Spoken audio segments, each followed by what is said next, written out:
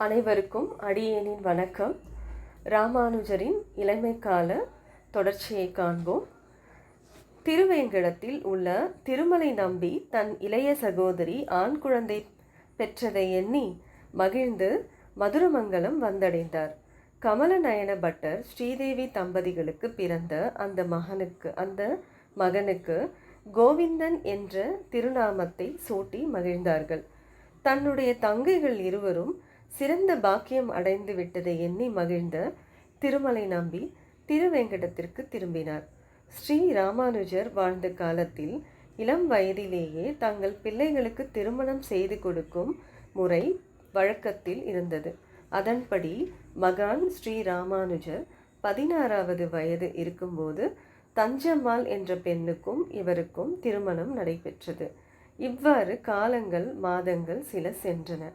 இந்த நிலையில் மகான் ராமானுஜரின் தந்தை சோமயாஜுலு நோய்வாய்ப்பட்டார்.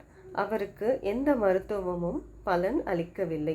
சில நாட்களில் அவருடைய உடல் நலிவுற்ற நிலையில் தன் பூத உடலை விட்டு பரலோகத்தை வந்தடைந்தார். தந்தை இறந்த பிறகு அவருக்கு செய்ய வேண்டிய கடமைகள் அனைத்தையும் ராமானுஜர் முறைப்படி செய்து முடித்தார். தன் மீது அன்பு காட்டி குருவாக விளங்கிய தந்தை இறந்ததால் ராமானுஜர் மனம் வருந்தினார். அவரின் தாய் காந்திமதியும் தன் கணவரை பிரிந்து மிகவும் வேதனைப்பட்டார்.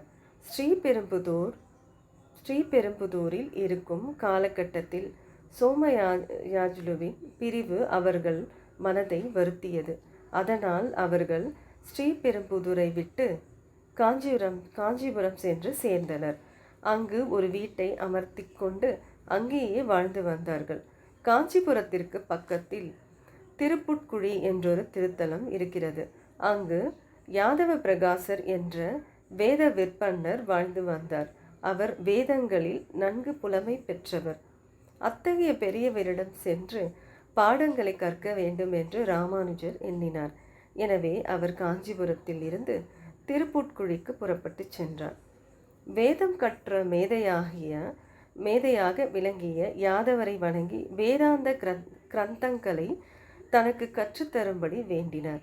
ராமானுஜரின் விருப்பத்தை ஏற்றுக்கொண்ட யாதவர் அவருக்கு அத்வைத வேதாந்தத்தை கற்றுக் கொடுத்து வந்தார். யாதவரை பற்றி அறிந்தவர்கள் கூறுவார்கள், இவரை அத்வைத்திலும் வேறுபட்ட அத்வைதி என்று சொல்வார்கள். இந்த யாதவர் போன பிறவில் மதுராந்தகத்தில் உள்ள ஏரிக்கரையில் புற்று ஒன்றில் உடும்பாக பிறந்தவர்.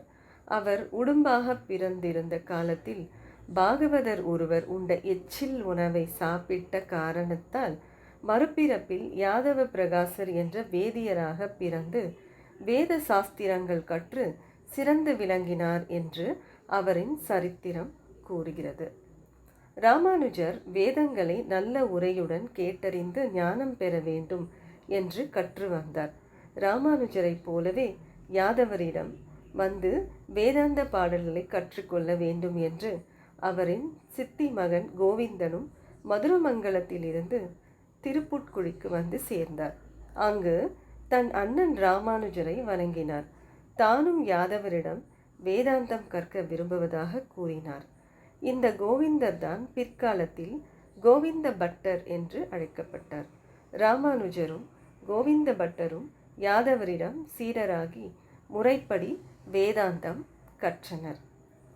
இந்த பதிவு உங்களுக்கு பிடிச்சிருந்தா கமெண்ட் பண்ணுங்கள், ஷேர் பண்ணுங்கள். இது வரைக்கும் நம்ம சேனலை சப்ஸ்கிரைப் பண்ணாதவங்க சப்ஸ்கிரைப் பண்ணுங்கள்.